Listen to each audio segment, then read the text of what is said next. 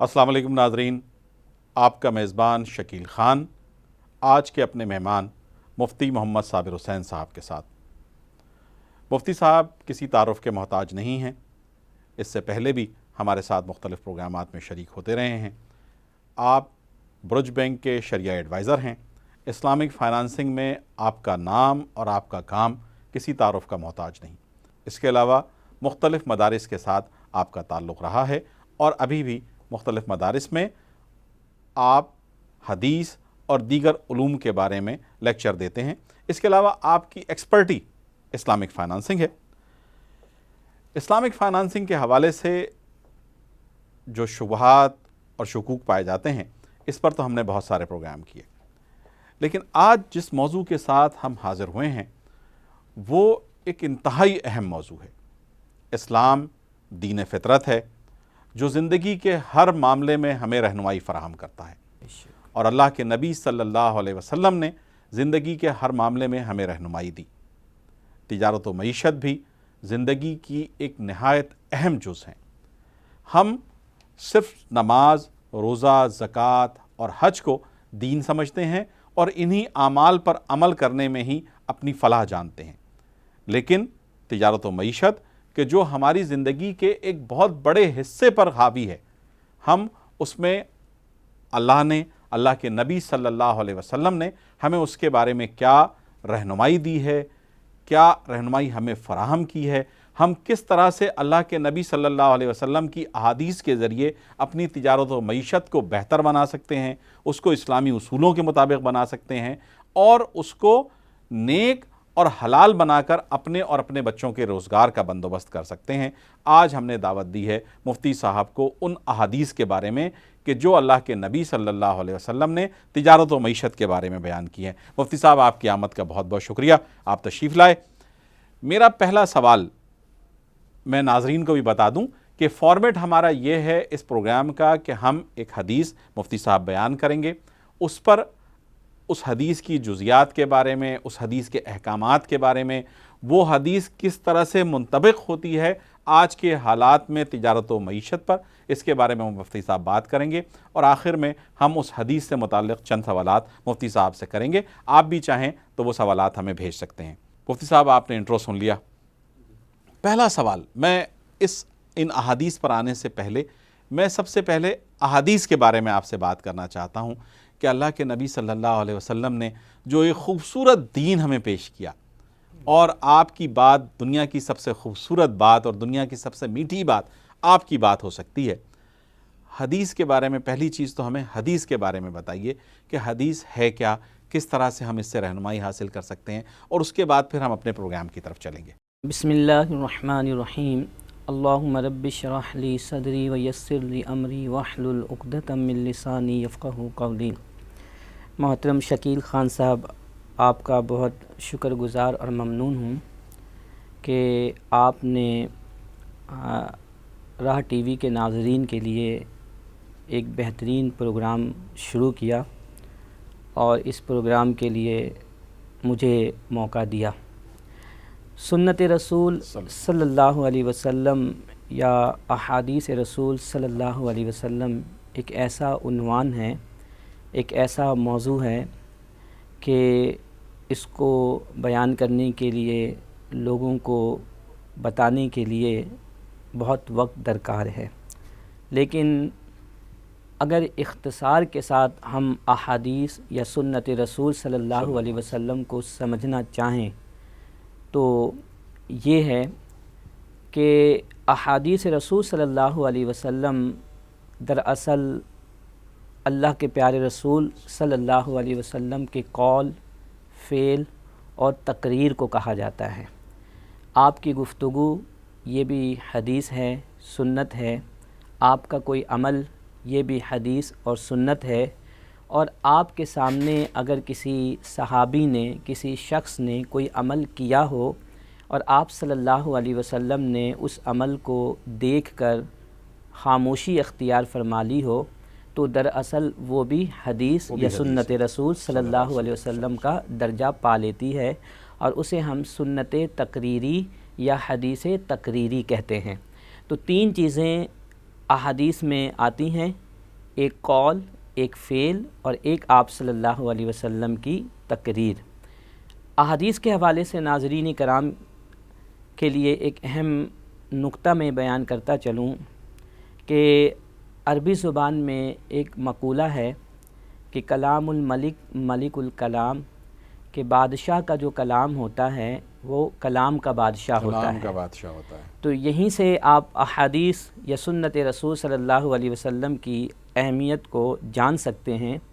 کہ ان کا تعلق اللہ کے پیارے رسول صلی اللہ علیہ وسلم کی ذات بابرکات سے ہے، اور ایک مسلمان کے لیے یہی کافی ہے کہ جس چیز کی نسبت حضور علیہ الصلاۃ والتسلیم سے ہو جائے وہ مسلمان کے لیے ایک بہترین چیز ہوتی ہے، عمل کے لیے،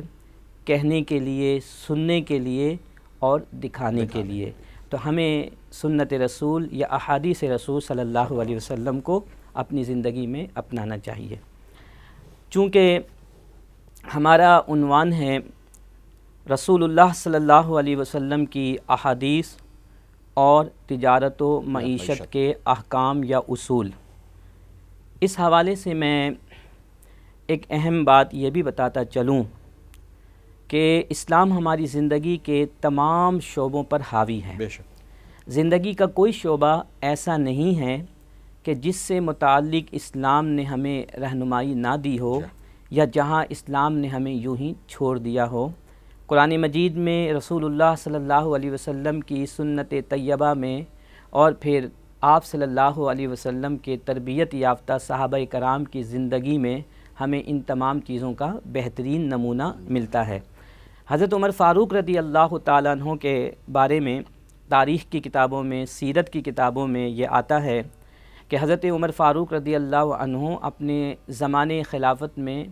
بازاروں میں چلے جاتے، مارکیٹ میں چلے جاتے اور وہاں جا کر باقاعدہ تاجر حضرات سے پوچھا کرتے تھے کہ کیا تمہیں تجارت کے اسلامی اصول معلوم ہیں؟ کیا تجارت کرنے کے حوالے سے جو اسلام نے رہنمائی دی ہے وہ تمہیں معلوم ہے؟ تاجر اگر یہ کہتا کہ نہیں تو حضرت عمر فاروق رضی اللہ تعالی عنہ کہتے کہ پہلے جاؤ ان اصول و ضوابط کو سیکھو، اس کے بعد آ کر منڈی میں تجارت میں منڈی یا مارکیٹ میں آ کر تم تجارت کرنا۔ اسی طرح امام محمد رحمۃ اللہ تعالی علیہ اپنے زمانے کے بہت بڑے فقیہ اور حضرت امام اعظم ابو حنیفہ رحمۃ اللہ علیہ کے شاگردوں میں سے ہیں۔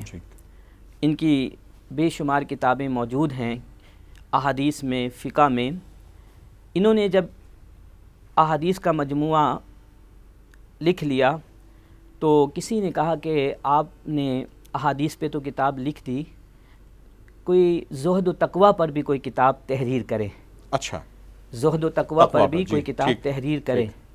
تو حضرت امام محمد رحمۃ اللہ علیہ نے فرمایا کہ جاؤ میری کتاب میں جو کتاب البیوع ہے، بک آف بزنس ہے، اسے پڑھ لو، وہی زہد و تقویٰ ہے۔ گویا کہ انہوں نے یہ پیغام دیا کہ تجارت و معیشت کے اندر اسلامی اصولوں کو اپنانا اور اسلامی اصولوں کے مطابق تجارت کرنا یہی دراصل زہد و تقویٰ ہے۔ اور اگر کوئی شخص تجارت و معیشت میں اسلامی اصول و ضوابط کو فالو نہیں کرتا تو دنیاوی نقطۂ نگاہ سے وہ کیسا ہی کیوں نہ ہو، اللہ کی نگاہ میں وہ زاہد اور متقی شمار نہیں کیا جائے گا۔ لہٰذا تجارت و معیشت کی اسی اہمیت کے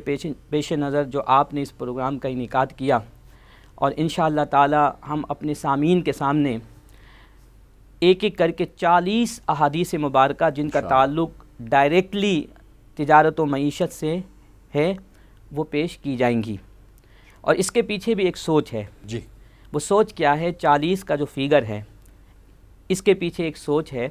وہ دراصل رسول اللہ صلی اللہ علیہ وسلم کی ایک حدیث مبارک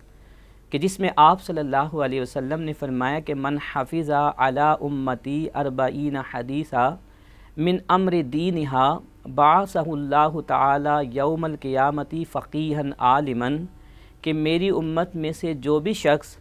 میری ایسی 40 احادیث کو یاد کرتا ہے کہ جو دین سے متعلق ہوں، تو قیامت کے دن وہ اللہ کی بارگاہ میں ایک عالم اور فقیہ کی حیثیت سے اٹھایا جائے گا۔ تو ہم نے یہی سوچا کہ کیوں نہ ایک طرف رسول اللہ صلی اللہ علیہ وسلم کی اس حدیث پر عمل کر لیا جائے، اور دوسری طرف ہم اپنے ان لوگوں کو خاص طور پر جو تجارت کے شعبے سے وابستہ ہیں ان تک ان احادیث کے ذریعے سے اللہ کے پیارے رسول صلی اللہ علیہ وسلم کا پیغام پہنچا دیا جائے۔ مفتی صاحب آپ کا بہت بہت شکریہ، آپ نے حدیث کے بارے میں ہمیں بتایا۔ ایک سوال جو میرے ذہن میں یہ پیدا ہو رہا تھا اس ساری گفتگو سے، کہ بنیادی طور پر تو ہمارے اس پروگرام کا مقصد ہے تجارت و معیشت کے بارے میں اللہ کے نبی صلی اللہ علیہ وسلم نے جو احادیث دی ہیں، جو رہنمائی ہمیں کی ہے، جو رہنما اصول بیان کیے ہیں، اس کے بارے میں بات کریں۔ لیکن کیا یہ رہنما اصول صرف بزنس مین کے لیے ہیں، انڈسٹریلسٹ کے لیے ہیں، تجارت کرنے والوں کے لیے ہیں، یا یہ کہ یہ رہنمائی ہر ایک عام مسلمان کو اس سے حاصل کر سکتا ہے اور سب کو یہ سیکھنا چاہیے؟ میرے سوال کا مقصد آپ سمجھ گئے ہوں گے کہ یہ عام امت کے لیے یہ ساری چیز ہے یا صرف بزنس مین کے لیے ہے؟ دیکھیں، اس حوالے سے یہ جو ایک بڑی مشہور حدیث مبارک ہے اور ہم سنتے بھی ہیں کہ طلب العلم فریضۃ علی کل مسلم، کہ علم کا حاصل کرنا ہر مسلمان پر فرض ہے۔ اس حدیث مبارک کی تشریح کرتے ہوئے ہمارے محدثین اور فقہاء کرام نے یہ فرمایا کہ اس سے مراد تمام علوم کا سیکھنا تمام مسلمانوں کے لیے فرض نہیں ہے، بلکہ جیسے جیسے کسی مسلمان پر کسی چیز کی رسپانسبلٹی یا ذمہ داری آتی ہے، ویسے ہی ویسے اس چیز سے متعلق تمام احکام کو سیکھنا اس پر فرض ہو جاتا ہے۔ مطلب وہ اسپیشلائزیشن پر جب جائے گا تو اس وقت اس کا پرٹیکولر سبجیکٹ میں فرض ہو جائے گا۔ فرض کریں کہ ایک شخص اس پر نماز فرض نہیں ہے، تو جب تک نماز فرض نہیں ہے، نماز کے احکام، نماز کی شرائط اور نماز وغیرہ سے نماز سے متعلق جو دیگر احکام ہیں ان کو سیکھنا اس پر فرض نہیں ہے۔ لیکن جیسے ہی فرض ہوگا ادا کرنا، نماز کا ادا کرنا، ویسے ہی اب اس پر نماز کے احکام کا سیکھنا فرض ہو جائے گا۔ ٹھیک ہے۔ اسی طرح دیگر احکام سے متعلق بھی ہے کہ مطلب میں اگر آپ کی بات کا مطلب یہ لوں گا، کلامی آپ کی یہ ہو رہی ہے کہ ایک مسلمان جو ہے وہ ڈاکٹر نہیں بنا ہے جب تک، تو وہ طب کے اسلامی احکام نہیں سیکھے گا، اس پر فرض نہیں ہوں گے، فرض نہیں۔ لیکن جب وہ ڈاکٹر بن جائے گا تو پھر میڈیکل کے بارے میں اسلام کیا کہتا ہے، نبی صلی اللہ علیہ وسلم نے کس طرح سے رہنمائی فرمائی ہے، کس طرح مسیحائی کرنی ہے، جیسے آج کل ہمارے ڈاکٹرز ہیں اس طرح وہ اسی لیے کر رہے ہیں کہ ان کو دین کے احکام معلوم نہیں ہیں، وگرنہ وہ اپنے آپ کو مسیحا سمجھے۔ آج کل تو بالکل اس کے اپوزٹ میننگ کے ساتھ کام ہو رہا ہے۔ تجارت سے متعلق بھی یہی اصول ہے کہ جو شخص تاجر ہے اور تجارت کرنا چاہ رہا ہے، اس کے لیے لازم ہے کہ تجارت کے خرید و فروخت کے سارے معاملات وہ ازبر کرے، اسے صحیح طور پر سیکھے، تاکہ وہ جب تجارت کرے، منڈی میں، مارکیٹ میں بیٹھ کر خرید و فروخت کا معاملہ کرے تو اسلامی اصولوں کے مطابق کرے۔ لیکن ایک عام آدمی کے لیے بھی عمومی طور پر، خصوصی طور پر نہیں، عمومی طور پر بنیادی مسائل کا جاننا ضروری ہے، کیونکہ تجارت ایک ایسی چیز ہے یا خرید و فروخت کا معاملہ ایک ایسا معاملہ ہے کہ تاجر تو تاجر ایک عام شخص کو بھی اس کا واسطہ پڑتا ہے۔ اور رسول اللہ صلی اللہ علیہ وسلم کے زمانے میں کئی ایسے صحابہ کرام حضور کے بارگاہ میں حاضر ہوئے اور انہوں نے آ کر شکایت کی کہ یا رسول اللہ صلی اللہ علیہ وسلم، مجھے جو ہے خرید و فروخت کے معاملے میں دھوکہ دے دیا جاتا ہے، مجھے لوگ جو ہے دھوکہ دے دیتے ہیں۔ تو نبی کریم علیہ الصلاۃ والتسلیم نے ان کو طریقہ بتایا کہ تم اس طرح خریدتے وقت کہہ دیا کرو۔ تو عمومی مسائل کا سیکھنا تمام ان لوگوں کے لیے ضروری ہے جو دنیاوی معاملات میں جو ہے انٹرفیئر ہیں، دنیاوی معاملات کو انجام دے رہے ہیں، خرید و فروخت کا معاملہ کر رہے ہیں، لیکن تاجر کے لیے ضروری ہے کہ وہ عمومی معاملات سارے مسلمان سیکھیں گے اور خصوصی طور پر پرٹیکولر اسپیشلائزیشن جو ہوگی وہ بزنس مین کی ہوگی، وہ تاجر حضرات کی ہوگی۔ میں ایک اس سے تھوڑا سا ضمنی سوال میں اس میں کرتا چلوں کہ یہ ہم تجارت و معیشت کے متعلق جو احادیث ہیں اس کی تو بات کر رہے ہیں، قرآن نے بھی اس میں ہمیں کوئی رہنمائی فراہم کی ہے؟ دیکھیں، قرآن مجید کی ایک نہیں سینکڑوں بلکہ ہزاروں آیات معاملات سے متعلق ہیں، اور معاملات کے اندر بھی تجارت سے متعلق ہے۔ سود سے متعلق آیات آپ کو ملیں گی، تفصیل کے ساتھ ملیں گی، وراثت کے معاملات آپ کو ملیں گے، خرید و فروخت کے معاملات ملیں گے، حلال و حرام کے حوالے سے جو اصول و ضوابط ہیں وہ اللہ تعالیٰ نے دے دیے۔ رسول اللہ صلی اللہ علیہ وسلم نے انہی احکام کو جو قرآن کے اندر دیے گئے ہیں انہوں نے اپنی عملی زندگی میں کر کے ہم مسلمانوں کو دکھا دیا، اور وہ ہمیں ہمیشہ کے لیے، قیامت تک کے لیے، مسلمانوں کے لیے اور تمام لوگوں کے لیے ایک بہترین نمونہ ہے۔ آج ہم اس سے دور ہیں، یہی وجہ کہ آپ دیکھیں بازاروں میں، مارکیٹوں میں جو ہے ہمیں کئی دفعہ لوگوں کو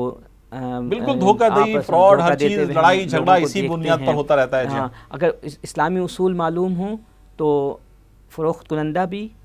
اور جو خریدار ہے دونوں اپنے آپ کو ذمہ دار سمجھیں، وہ ذمہ دار بھی سمجھیں گے، اور مسائل کی جب پیش آئیں تو ان کو ان اصول کی روشنی میں بڑی آسانی سے حل بھی کر سکتے ہیں۔ مفتی صاحب آپ کا بہت بہت شکریہ۔ آج کا پروگرام ہم اس گفتگو پہ ختم کریں گے، انشاءاللہ اگلی مرتبہ ایک نئی حدیث کے ساتھ تجارت و معیشت سے متعلق ہم آئیں گے اور اس پر آپ سے گفتگو کریں گے۔ شکریہ مفتی صاحب۔